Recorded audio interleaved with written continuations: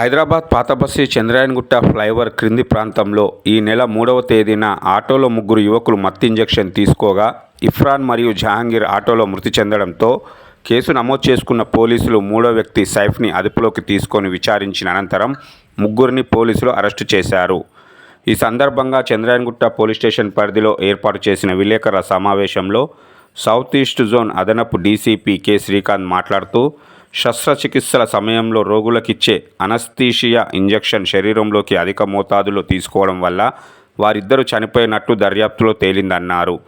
దీనితో రోగులకు ఇవ్వవలసిన ఇంజెక్షన్ బహిరంగ మార్కెట్లో అమ్ముతున్న ఆకాష్, కళ్యాణ్, శివ అనే ముగ్గురు నిందితులపై కేసు నమోదు చేసి రిమాండ్కు తరలించినట్టు తెలిపారు. అక్రమ్కి ఇచ్చినాడు. 1 mlకి అతను అన్కాన్షియస్ అయిపోయినాడు. పోతే ప్రాణహాని జరగలేదు. ఆ తర్వాత 5 ml జహాంగీర్ ఖాన్కి ఇచ్చినాడు. ఆయన దగ్గర ఉన్న 5 ml సిరంజిలో లోడ్ చేసి ఆయనకి ఇచ్చినాడు. ఆ తర్వాత 4 ml ఆతను తీసుకున్నాడు, ఇర్ఫాన్ తీసుకున్నాడు.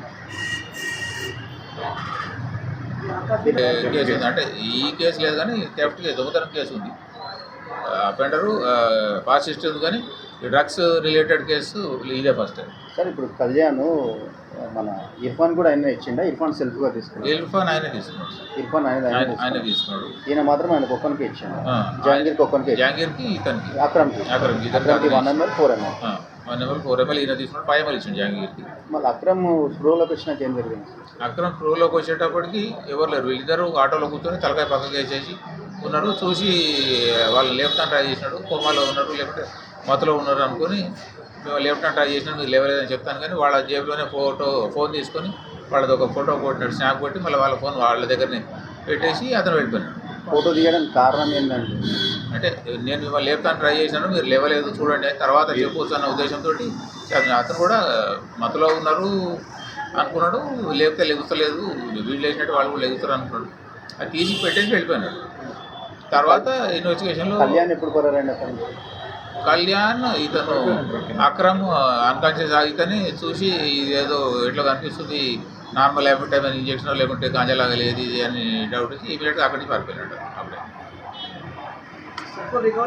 అన్నది మా రిక్వెస్ట్. ఇది ఓవర్ డోస్ అయినట్టే, ఎథరైనియం కూడా రిస్కే. వైట్నర్ తాగుతూ ఉంటారు. వైట్నర్ కూడా లంగ్స్ మొత్తం పోర చేసేసి ఫైబ్రోసిస్ వస్తుంది. కాబట్టి అట్లాంటి వాటికి వ్యసనాలకు పాల్పడవద్దు, అట్లాంటికి పడి వ్యక్తులు కావద్దు అని చెప్పి నా రిక్వెస్ట్. సార్ లిక్కరు అంటే డిఫరెంట్ మత్తు కొద్దిగా ఎక్కువ దీంట్లో ఉంటుంది అన్నది వీళ్ళ ఉద్దేశం. ఎథరైనియం, వైట్నర్ కూడా అంతే ఉంటుంది.